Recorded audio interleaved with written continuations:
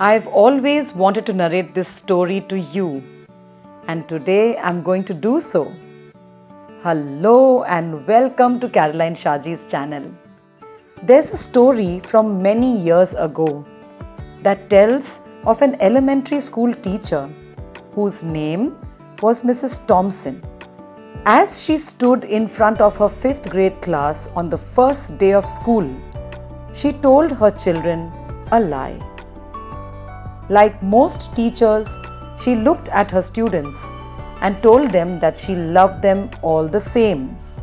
But that simply was not true, because there in the front row, slumped in his seat, was a little boy named Teddy Stoddard. Mrs. Thompson had watched Teddy the year before and noticed that he didn't play well with the other children. His clothes were messy and he constantly needed a bath. Teddy could be unpleasant at times. It got to the point where Mrs. Thompson would take delight in marking his papers with a broad red pen and make bold crosses and finally put a big F on the top of his papers. At the school where Mrs. Thompson taught, she was required to review each child's past records. She put Teddy's off till last. When she finally reviewed his file, she was in for a surprise. Teddy's 1st grade teacher wrote, "Teddy is a bright child with a ready laugh. He does his work neatly and has good manners. He is a joy to be around."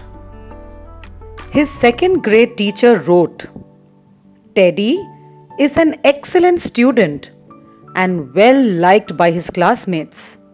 But he's troubled because his mother has a terminal illness and life at home must be a struggle."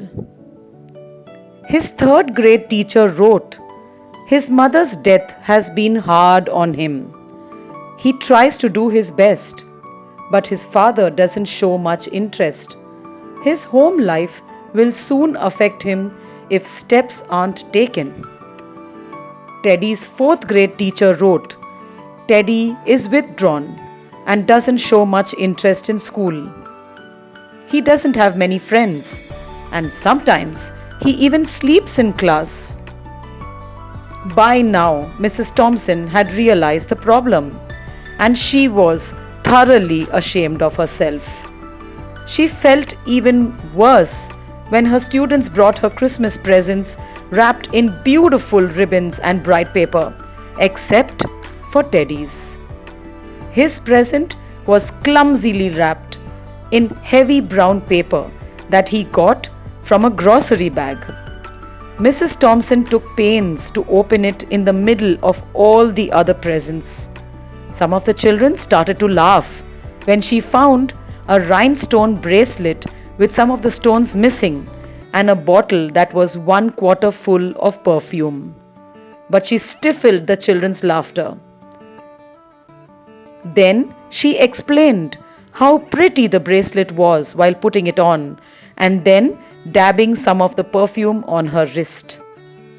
Teddy Stoddard stayed after school that day just long enough to say, "Mrs. Thompson, today you smell just like my mother used to."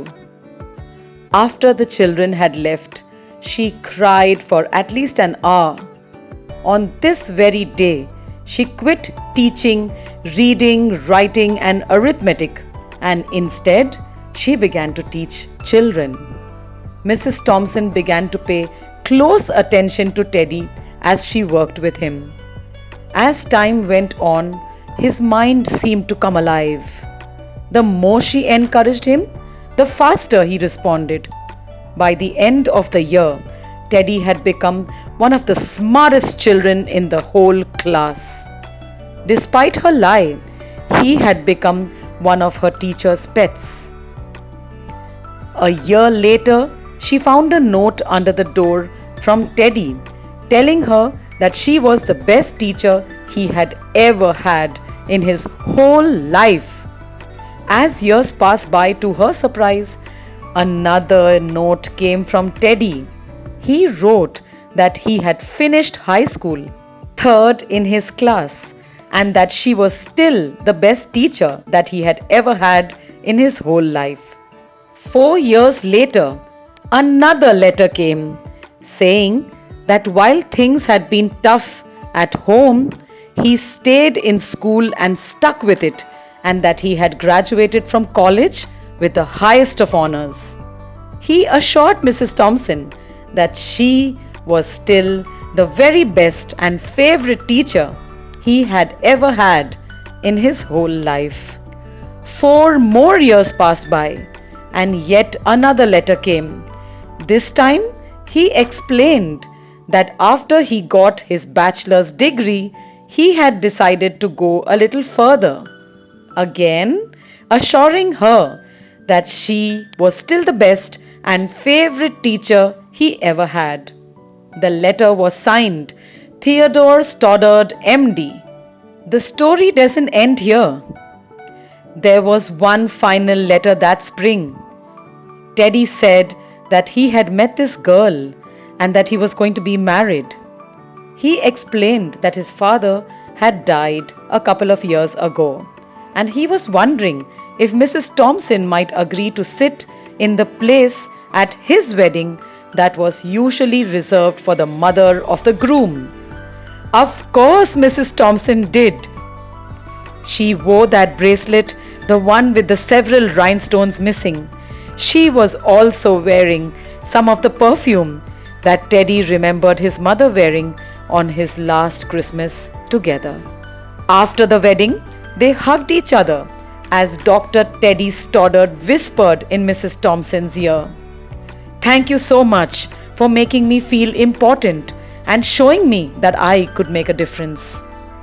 Mrs. Thompson, with tears in her eyes, whispered back, "Teddy, you have it all wrong. You were the one who taught me that I could make a difference. I didn't know how to teach until I met you."